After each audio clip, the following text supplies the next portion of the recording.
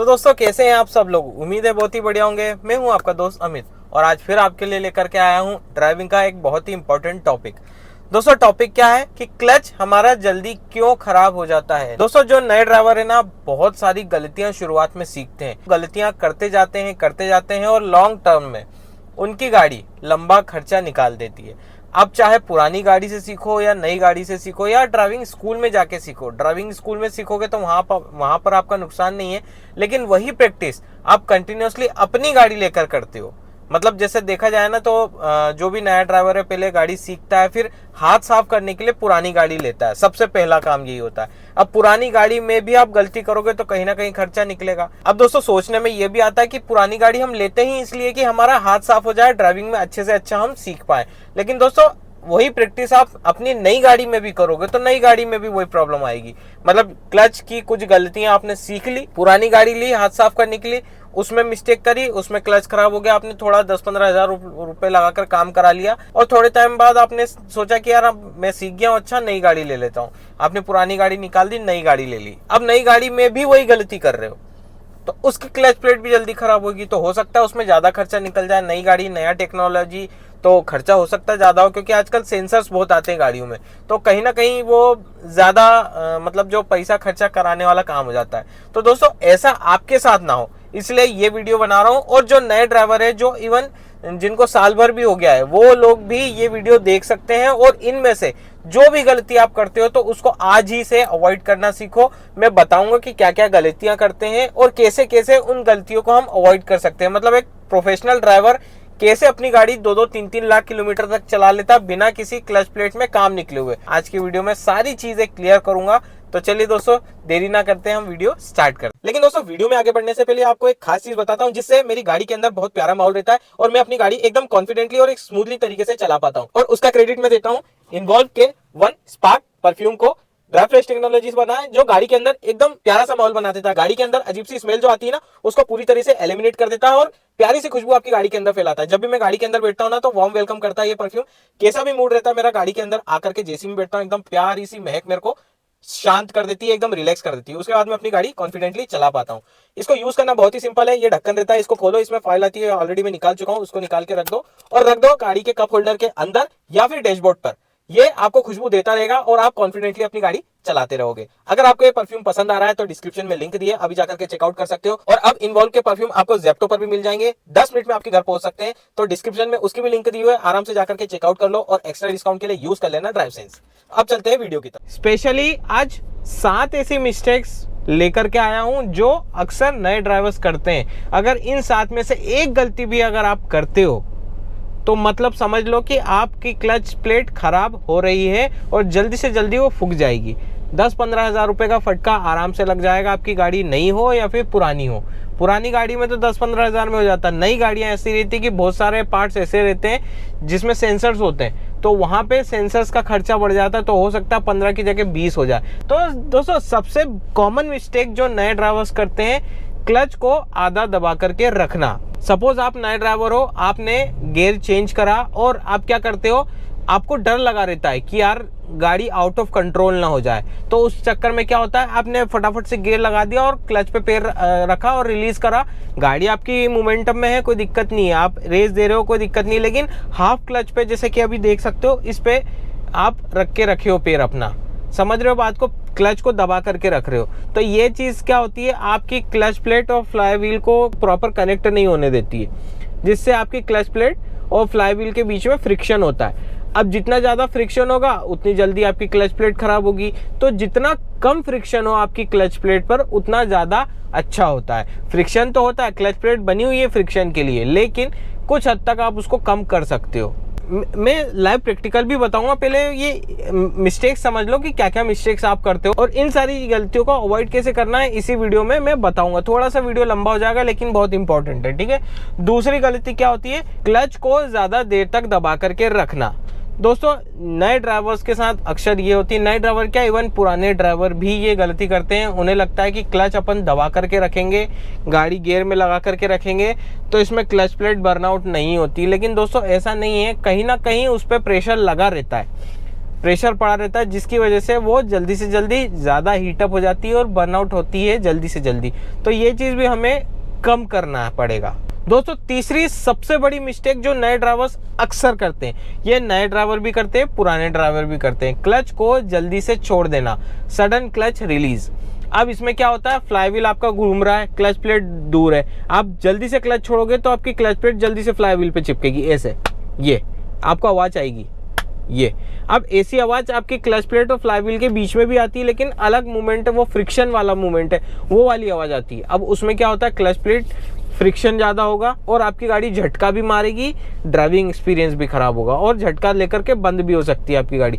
तो ये भी मिस्टेक आप करते हो। नए ड्राइवर्स शुरुआती दिनों में अक्सर ये चीज़ करते हैं, क्लच स्मूथली रिलीज़ नहीं कर पाते, झटके से क्लच रिलीज़ करते। और कई लोग को मैंने देखा है जल्दी गाड़ी बढ़ाने के चक्कर में हाई आरपीएम पे झटके एकदम से क्लच रिलीज़ करेंगे, उसमें भी क्लच प्लेट ख़राब होती है। अब दोस्तों चौथी सबसे बड़ी mistake, over use of clutch. दोस्तों ये भी होता है, नए ड्राइवर्स क्या करते हैं, ज़्यादा यूज़ करते हैं क्लच को। क्लच को कैसे यूज़ करेंगे, जैसे अभी खाली रोड है, यहाँ चल रहे हैं, तो उनको लग रहा है कि यहाँ आजू बाजू से कोई आ जाएगा, क्लच दबा लेंगे एकदम से, क्लच दबा के ब्रेक पे पैर रख लेंगे, ब्रेक पर पैर नहीं रखेंगे तो क्लच ही दबा करके रख लेंगे। तो अननेसेसरी क्लच दबाना भी एक बड़ा ब्लंडर होता है, आपकी क्लच प्लेट जल्दी ख़राब होती है। अब दोस्तों पाँचवें सबसे बड़ी मिस्टेक क्या होती है, हाफ क्लच में गाड़ी चलाना।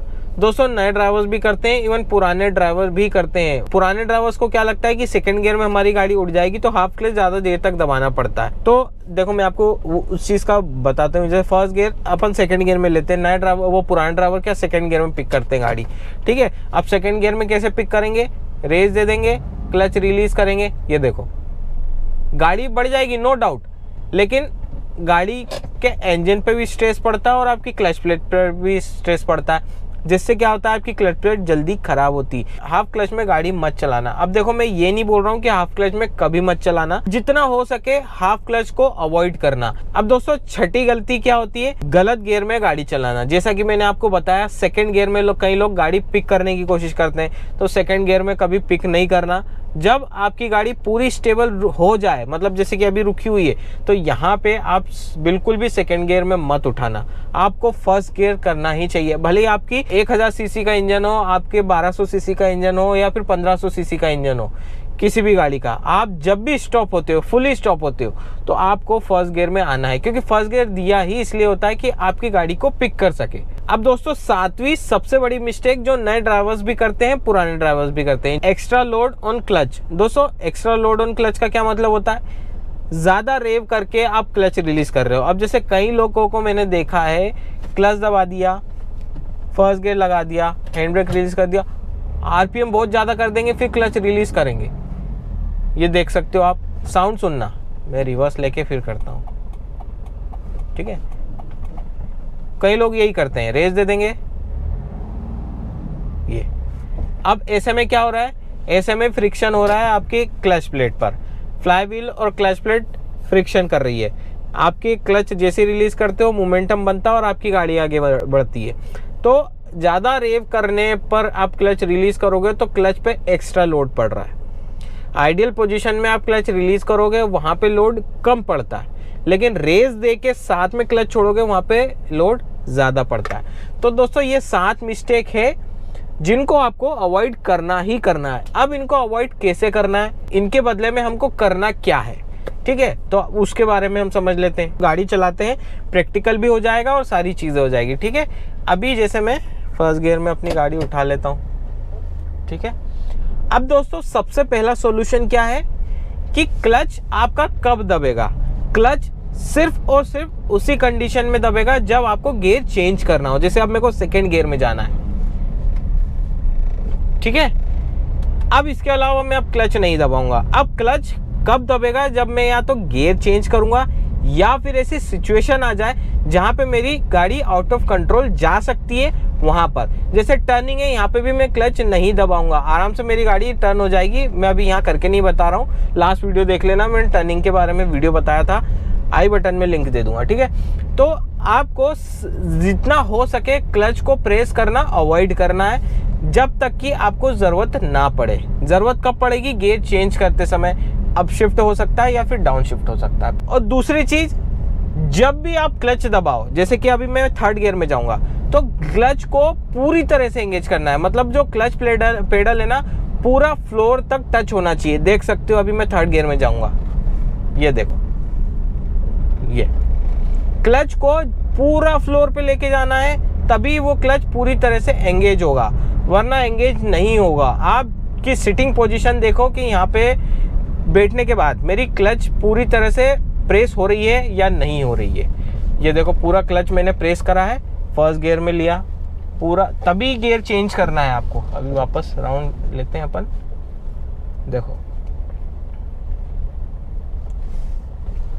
आपको दूसरी चीज समझ में आई कि आपको क्लच पूरी तरह से प्रेस करना है। अब दोस्तों तीसरा पॉइंट क्या है, क्लच स्मूथली रिलीज करना है। अब स्मूथली रिलीज कैसे करना है, जैसे मैं सेकंड में जा रहा हूं, ये देखो ये स्मूथली रिलीज होता है, मतलब झटके से आप मत छोड़ो। आपको बाइटिंग पॉइंट समझना है अपनी गाड़ी का, बाइटिंग पॉइंट समझने के बाद आप क्लच को आराम से स्मूथली रिलीज कर सकते हो, झटके से रिलीज नहीं करना है। अभी देखो मैं थर्ड में जाऊंगा, ये देखो मैं क्या करता हूँ, बाइटिंग पॉइंट तक थोड़ा जल्दी रिलीज कर देता हूँ। बाइटिंग पॉइंट जैसे ही अचीव होता है वहां पे क्लच को मिली सेकेंड के लिए होल्ड करता हूँ और फिर रिलीज करता हूँ। गाड़ी का मोमेंटम भी बना रहता है, गाड़ी में झटका भी नहीं लगता है। अब दोस्तों चौथी चीज जो सबसे कॉमन है, ये तो आपको करना ही चाहिए। जब भी आप सिग्नल पे खड़े होते हो, सिग्नल का समय 20 सेकंड से ऊपर का है, तो वहां पे आपको कुछ नहीं करना है। वहां पे जैसे गाड़ी रोकी, गाड़ी रोकने के बाद क्लच दबा करके अपनी गाड़ी को न्यूट्रल में कर लो, चाहो तो हैंड ब्रेक लगा लो, चाहो तो आप ब्रेक पर पैर रख करके रखो। बस ब्रेक से पैर छूटेगा नहीं, क्योंकि हो सकता है वहां पे हल्का सा स्लोप हो ऊपर या फिर नीचे, तो आपकी गाड़ी गुड़क सकती है। सबसे बेस्ट है आप हैंड ब्रेक लगा दो, तो आप पूरे रिलैक्स हो जाओगे। तो ये चीज आपको समझनी पड़ेगी, ये आपको प्रैक्टिस में लानी पड़ेगी। ये प्रैक्टिस थोड़ी सी लेंदी आपको लग सकती है। अब आप बोलोगे कि भाई प्रैक्टिकल लाइफ में इतना समय किसी के पास नहीं होता है, लेकिन दोस्तों आप 4 व्हीलर पे चल रहे हो, आपको समय लेकर के चलना पड़ेगा। आप रश ड्राइविंग नहीं कर सकते, आप फालतू की टेक्निक यूज नहीं कर सकते जिससे आपकी क्लच प्लेट या फिर आपके इंजन पे स्ट्रेस पड़े। तो ऐसा काम मैं बिल्कुल भी नहीं बोलूंगा कि आप करो। अब दोस्तों पांचवी सबसे बढ़िया टेक्निक क्या होती है जिससे आपकी क्लच लाइफ टाइम चलेगी, मतलब आपकी गाड़ी आपके पास 2 लाख किलोमीटर भी चल जाएगी, 3 लाख किलोमीटर भी चल जाएगी। वो क्या है, सही गियर का चुनाव। दोस्तों ये भी बहुत बड़ा कंफ्यूजन हो जाता है नए ड्राइवरों के बीच में। नए ड्राइवर कभी भी नहीं समझ पाते हैं कि उनको किस गियर में चलना है। अब देखो होता क्या है, नए ड्राइवर्स क्या करते हैं, सही गियर का चुनाव नहीं करते हैं। अब जैसे आपने रेस दे दी, फर्स्ट गियर में आपकी गाड़ी चल रही है, आपको नहीं समझ में आ रहा कि मेरे को सेकंड गियर में जाना है या थर्ड गियर में जाना है, ठीक है, बस चलाए जा रहे हो, आरपीएम बढ़े जा रहे हैं, बढ़े जा रहे हैं, बढ़े जा रहे हैं। अब ऐसे में क्या होगा, इंजन पे तो स्ट्रेस आना ही है, आरपीएम रेव हो रहे हैं, तो कहीं ना कहीं यहाँ पे दिक्कत आती है। अब हाई आरपीएम पे चले गए, उसके बाद क्लच दबा रहे हो, फिर गियर चेंज कर रहे हो, फिर आगे बढ़ा रहे हो गाड़ी, तो ये भी मोमेंटम सही नहीं पड़ता है, मतलब एक्सपीरियंस भी खराब होता है आपकी ड्राइविंग का। तो ये चीज़ हमको समझना है, सही गियर का चुनाव बहुत इंपॉर्टेंट रोल होता है ड्राइविंग में। अब जैसे कि सही गियर कैसे बोल रहा हूँ, जैसे कि अभी मैं 30 की स्पीड पे जा रहा हूँ, 30 की टच होते ही मेरे को थर्ड गियर ले लेना है। थर्ड गियर ले लोगे तो सही रहेगा, और इसकी जगह आप फोर्थ ले लोगे ना, आपकी गाड़ी लैग करेगी। जैसे मेरी गाड़ी लैग करेगी, अब मतलब मैं रेस कितना भी दे दूं, मेरी गाड़ी उतने स्पीड से नहीं बढ़ पाएगी जितनी थर्ड गियर में बढ़ती। तो यहाँ पे देखो प्रॉब्लम यही हो जाती है कि आपकी गाड़ी लैगिंग करेगी, इंजन पे स्ट्रेस आएगा। देखो मैं रेस देता हूँ, ये देखो मोमेंटम नहीं बना ना, कितना फुल रेस दे दी थी मैंने। वहीं अगर मैं थर्ड गियर में या सेकंड गियर में होता यहाँ पे, तो मेरी गाड़ी एकदम से रॉकेट बन जाती। इसका एक कॉन्सेप्ट होता है दोस्तों, देखो जैसे ही आपकी गाड़ी स्टॉप है ना, फर्स्ट गियर से आप गाड़ी उठाओ, जैसे ही आपकी गाड़ी 17-18 के आसपास जाए या 20 टच हो जाए तो आप सेकंड गियर में चले जाओ, 20 से 30 टच हो जाए थर्ड गियर में चले जाओ, 40 पे टच हो जाए तो आप फोर्थ गियर में आ जाओ, और 50 पे जैसे ही टच हो आप फिफ्थ पे चले जाओ। आपके क्लच पे कोई नेगेटिव इम्पैक्ट नहीं पड़ेगा, आपके इंजन पे नेगेटिव इम्पैक्ट नहीं पड़ेगा। ये सारी चीजें देखो एक आइडियल मैंने बताई है कि ये चीजें आप कर सकते हो, लेकिन आपके सामने सिचुएशन क्या आ रही है और उस सिचुएशन पे आपको कौन सा मूवमेंट करना है, ये सबसे इंपॉर्टेंट होता है। ये आप खुद को ऑब्जर्व करना पड़ेगा कि कौन सी सिचुएशन में आपको क्या करना है ताकि आपकी गाड़ी कंट्रोल वे में निकल जाए, आपकी गाड़ी के इंजन पे नेगेटिव इम्पैक्ट ना पड़े, आपके क्लच पे नेगेटिव इम्पैक्ट ना पड़े, आपका ब्रेकिंग परफेक्ट हो, आपका एक्सेलरेशन परफेक्ट हो। ये सारी चीज़ें आपको खुद से समझना पड़ेगी। देखो रीज़न मैं इसीलिए बोल रहा हूँ क्योंकि हर ड्राइवर का एक बिहेवियर होता है, ठीक है। वैसे ही हर गाड़ी का एक अलग बिहेवियर होता है। जैसे कुछ लोग डीजल कार चलाते हैं, कुछ लोग ईवी चला रहे हैं, कुछ लोग ऑटोमेटिक गाड़ी चला रहे हैं, कुछ लोग पेट्रोल चला रहे हैं, कुछ लोग सीएनजी चला रहे हैं। ये सारे बेसिक पॉइंट है दोस्तों। इन सारी चीज़ों को आपने संभाल लिया, समझ लिया, तो आप कहीं पर भी अपनी गाड़ी को नुकसान नहीं पहुंचाओगे। तो यही था दोस्तों आज की वीडियो में। थ्योरी ज़्यादा मिली, प्रैक्टिकल थोड़ा कम मिला, लेकिन ये सारी गलतियां आप करते हो, इनको अवॉइड करो। जितना अवॉइड करोगे आपकी गाड़ी उतना अच्छा चलेगी, लंबा समय तक परफॉर्म करेगी। उम्मीद है दोस्तों वीडियो समझ में आया होगा। समझ में आया तो वीडियो को लाइक करें, दोस्तों के साथ शेयर करें, चैनल पे ना हो सब्सक्राइब करें। इसी तरह का कंटेंट मैं आपके लिए लाते रहता हूँ। तो चलिए दोस्तों फिर मिलते हैं नेक्स्ट वीडियो में, तब तक के लिए stay safe and good bye.